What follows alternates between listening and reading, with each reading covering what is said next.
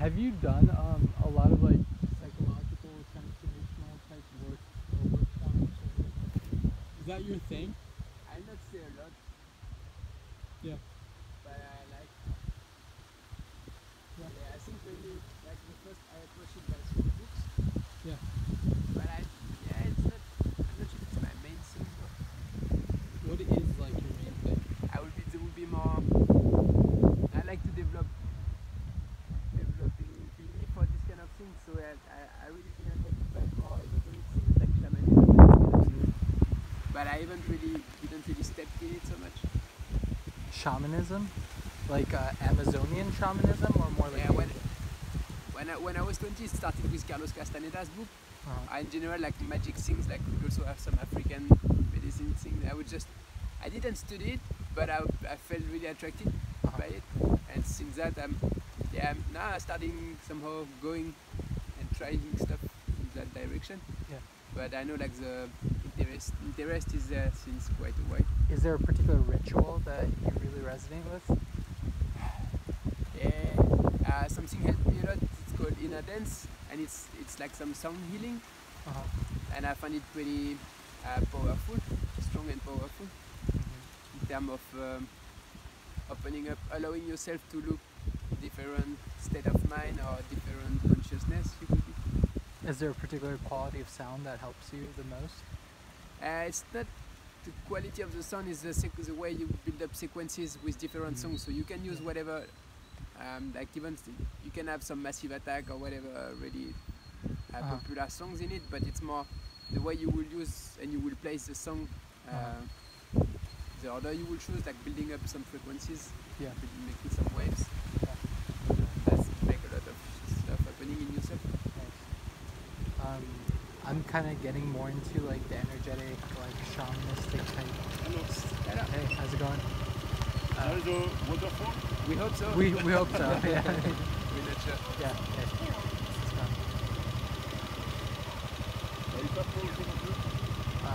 I'm getting more into Mandaean. Do you know Mandaeans? Les chutes d'eau, c'était là? Non. Non, mais je pense qu'il faut continuer, mais... T'as vu la coupe là?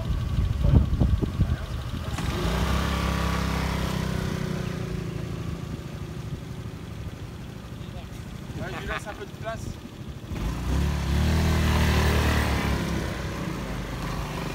Nice bikes. Do you know the Mandaeans? What? Mandaeans? No.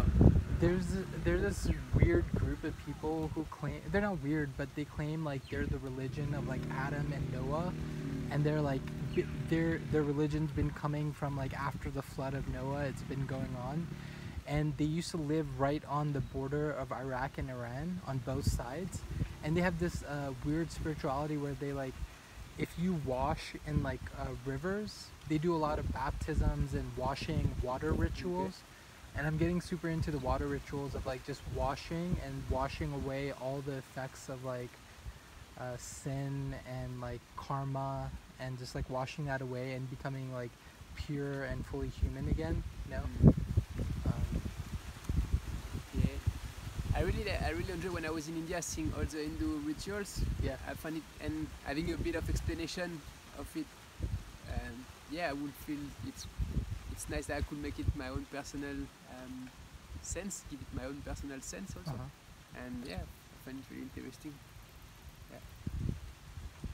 I think that what we lose a lot also in our modern society, like the rituals, like bring a lot of sense and connection about where we are, when we are, these kind of things.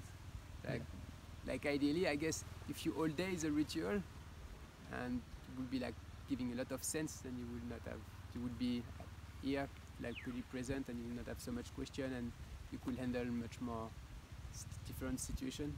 I don't know. I feel that like the idea. Yeah, like your attention wouldn't be so much like invested into trying to determine the nature of reality. Yeah. You could just actually be present to what is Yeah. happening. And bring so much more consciousness about what is around, like water is really important, but we tend to just open the tap and drink it and wash ourselves whatever we want. But when you really see like how important water is in a lot of ways, that give a lot of sense. Yeah. that's the thing I love about their particular like understanding is like you can just wash all the time and you can be purified all the time. You can go into your natural state of being all the time. And water is the symbol of like washing away anything that's impure or imperfect or not good. And I just love, and they literally they spend the whole day like at the river washing each other, baptizing each other. And they just do it, you know. And they have this like the light comes out of their face. They're very like illuminated people, but they're dying out because of the Iraq-Iran war. There's not many left. Their religion's supposed to be older than Hinduism. It's more than like 5,000 years old. It's literally the oldest. Really? This is the one you've been here before. I'm still not 100% sure. Well, even if we just see the river. Yeah, it's a cool spot. The river is really nice. Yeah. It's gorgeous.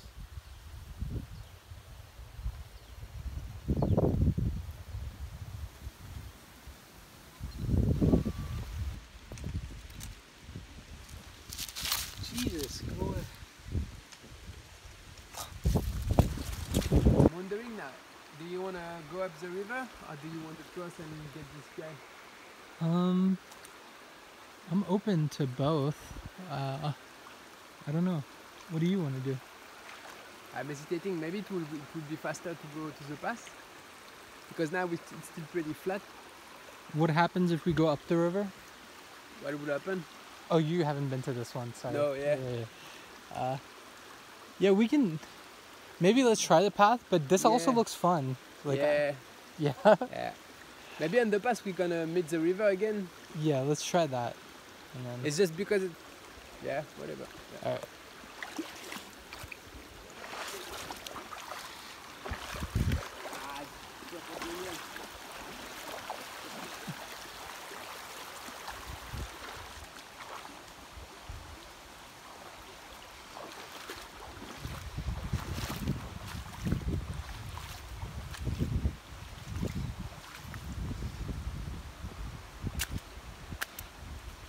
Are your feet gonna be okay? What?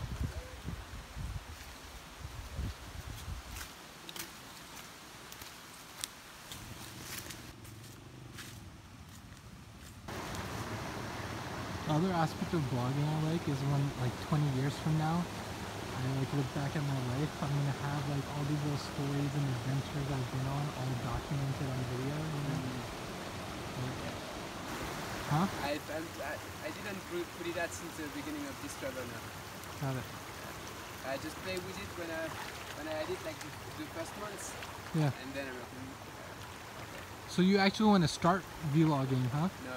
No, No? part of me would wish that I would have done it, like looking the last 10 years. Yeah. But now I'm happy that I don't do it. I will have it in somewhere in me, and hopefully my grandchild gonna have the story a bit, maybe not that accurate, but I will find a way to give them back. I mean, like I know you're transitioning. Like this could be your way of making a living, you know?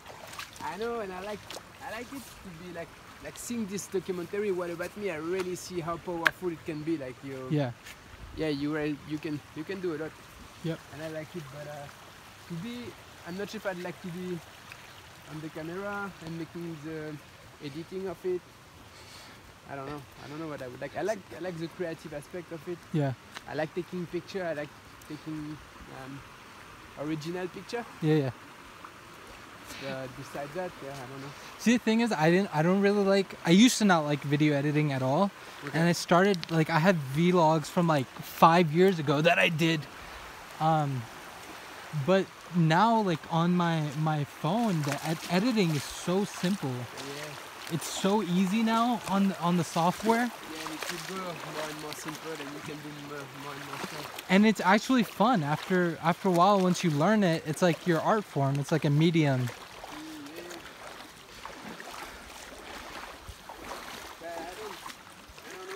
I don't like spending time in front of screen. When I do, usually I'm not in a good shape or I'm getting bored. I don't. Yeah.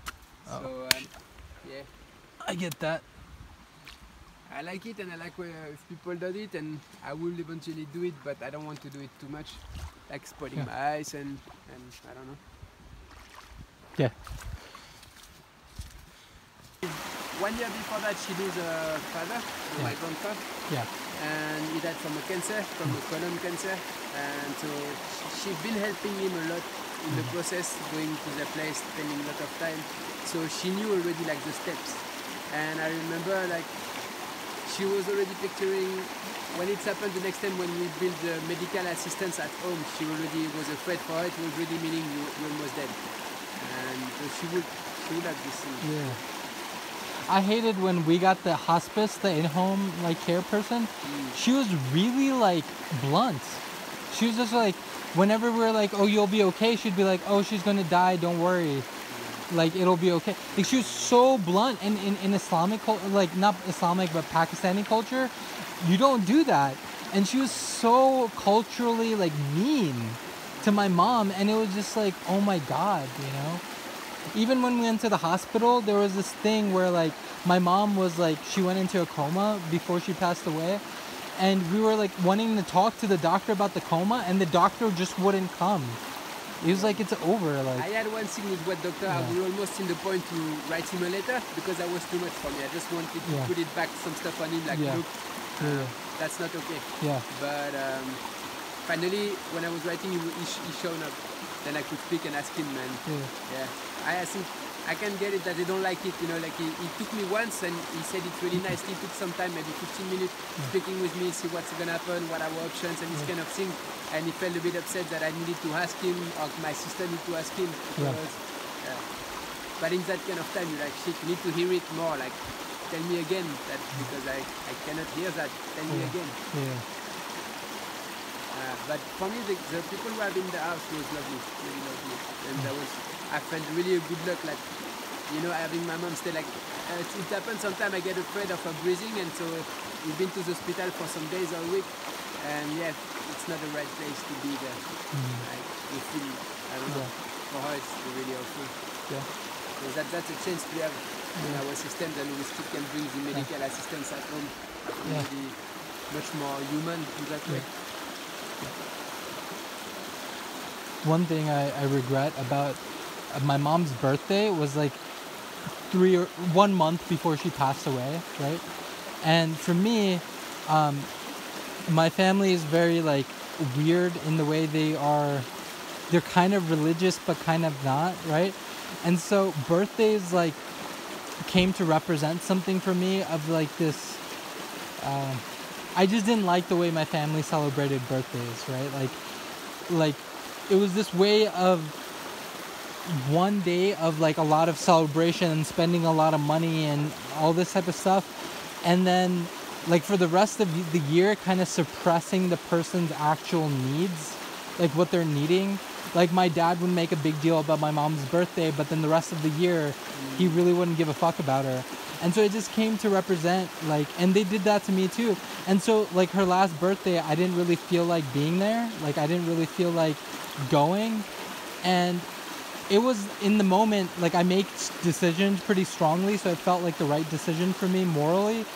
But afterwards I still regret, because it was such a big deal for her. Her birthday was such a big deal, and missing her last one, like, I don't know. I regret it sometimes, but you know. Yeah, you can. For me also, like when I'm tired or sometimes I will start regretting things, but I know like it could have been better. I could have tried more. I could have done, but I need to be happy. Like in this situation, that what people say, like there is no. You just do what you can. There is no good way to do it. Just do what you can. And that's all good. That will be all good. Did you guys all have like a metaphysical conflict when your mom was passing away? Like your own. I know my family, when my mom was passing away, everyone's whole narrative about our lives with my mom, they all wanted to assert their own narrative about life on each other. And there was like that battle going on in the background as my mom passed away. Did that happen for you? No, I appreciate when, like 1 week before, when we start spreading the news that nothing gonna cure her anymore. like some friends start visiting, so Yeah. it was really unreal, like to get all these people coming in the house, like we Yeah. haven't seen them for years, and they will come. Sometimes we get like 5-6 people together, Yeah. somehow celebrating or being here, and that was really strange. And I would really appreciate when people will share story about it. Also because I lost my dad before, so they will share story about what was my parents, because I don't feel affected anymore so much, but I feel I'm affected by the lack of memories I have, or lack of knowing them. So I like hearing story about them. I like when people will do it though. Probably not with their own way of doing it, but I don't mind, and it's never been like a big thing. It's more like few people will feel like they like to share that with me, share the story with me. But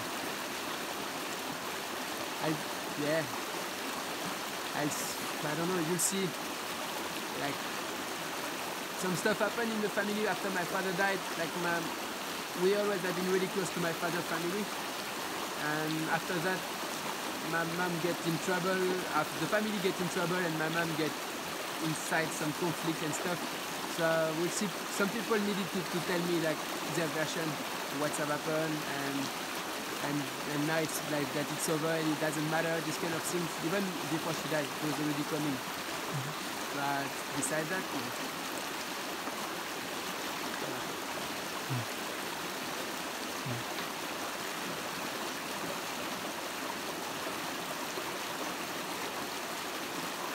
I've recently with a guy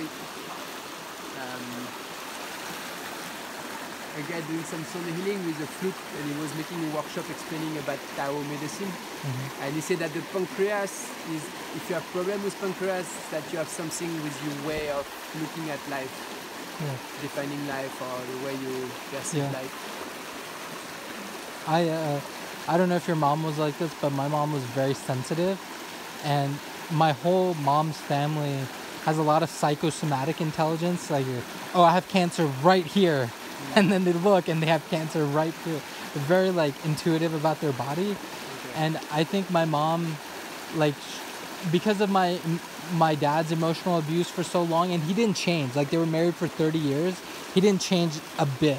He was the exact same person, and because I was like the messiah figure when I was a kid. She made me into her savior, and like I was going to go to medical school. I was going to do all the right things. I was going to be the perfect husband, and I was going to rescue her, and she was going to come live with my family, and then she would not talk to my dad anymore. That was like her future story about life. Could you speak with her about it? Huh? Is that what you get, or could you speak with her about it? Or it was clear?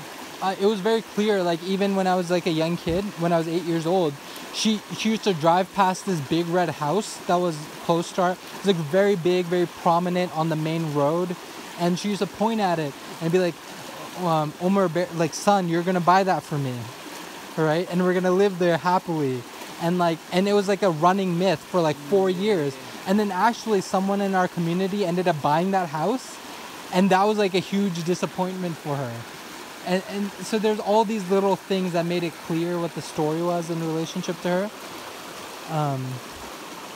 But when I grew up and I got an MD PhD scholarship to the University of Chicago, I refused to go to medical school. She became very like despondent toward me. Like, I had broken her heart by not doing like the medical school thing, you know? Yeah, but it's needed somehow, like you need to... I have to be me. Yeah, it's easy for parents somehow to Yeah.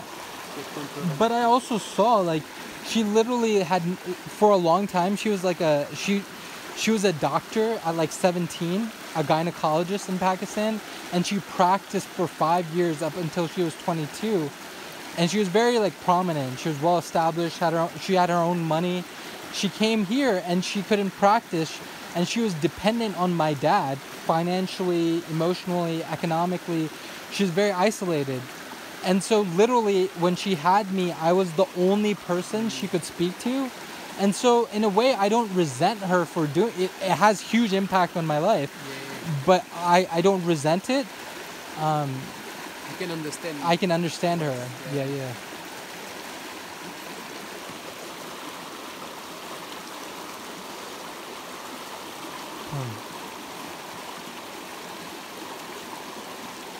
Yeah, see, for me, my mom, like, also my sister get the same, and my mom would say, like, since my father passed away, somehow she really didn't really overcome it. Like, she always had been a bit depressed, and she didn't make her life with anybody else or even have stories.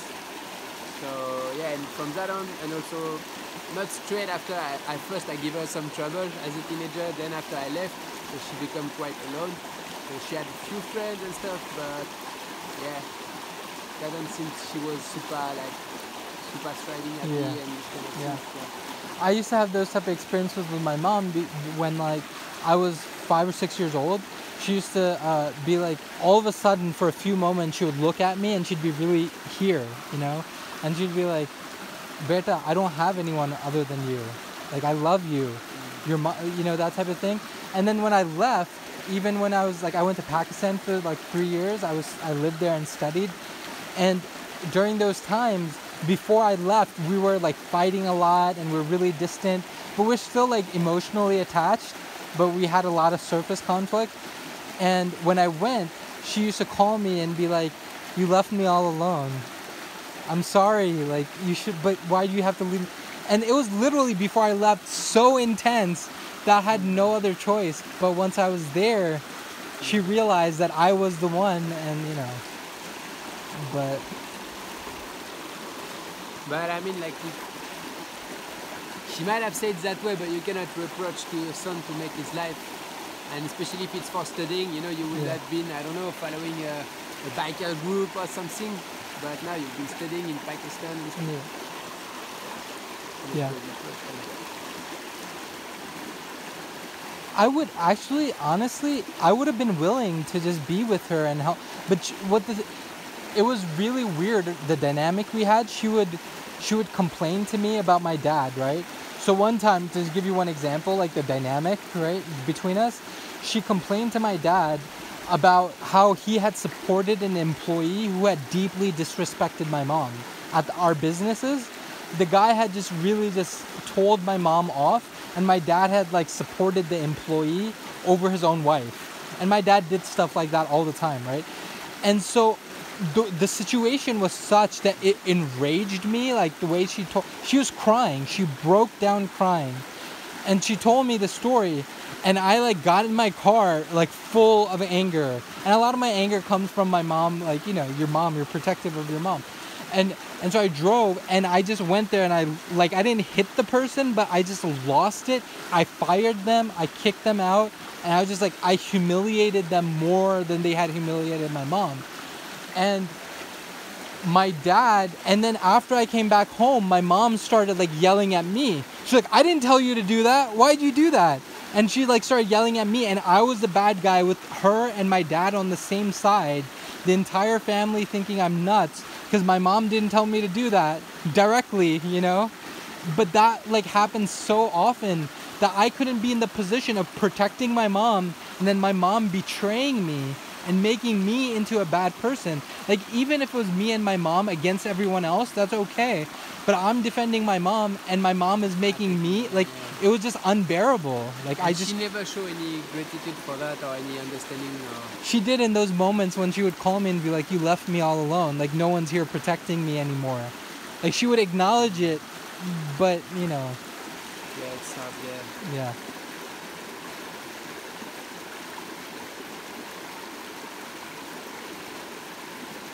I'll be honest with you. I hold the perspective that my dad murdered my mom. Like, I really honestly, like, I believe that.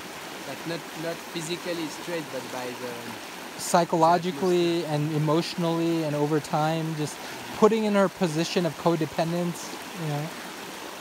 Like, my mom, when she was in Pakistan, she had her own house, she had a nice car.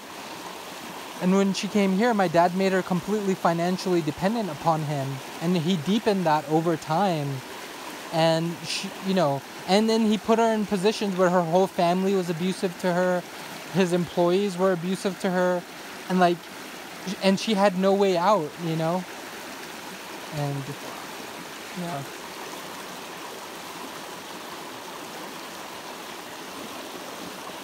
The thing I absolutely hated was when she passed away. You know, on the death certificate, you have to put occupation. My dad put housewife, and my mom had literally run her own businesses for like 15 years at that point. You know, after having been a doctor, then being an abused housewife for 10 years, then she went and ran her own businesses, and then he put housewife, and I was just like, you know, I was yeah. Your father is from Pakistan, Yeah. so it might have like quite traditional way, if I may. No. Like traditional way to look at woman Pe- things. Or? No. It's quite- People who move from Pakistan to America tend to be more modern. That's why they move, you know. My dad's very secular.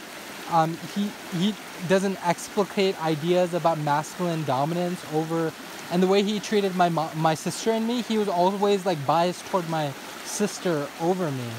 So he doesn't have that. But his mom didn't like my mom, and so he just like always, you know, abused her.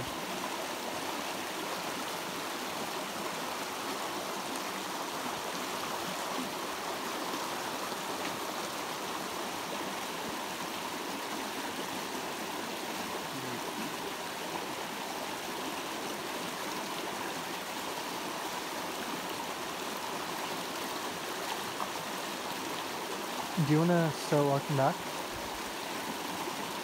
Yeah. I could, yeah.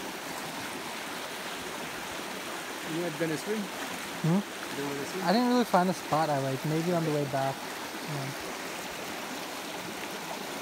I didn't want to go deep. I just wanted to wash in the water, you know? Good. Yeah.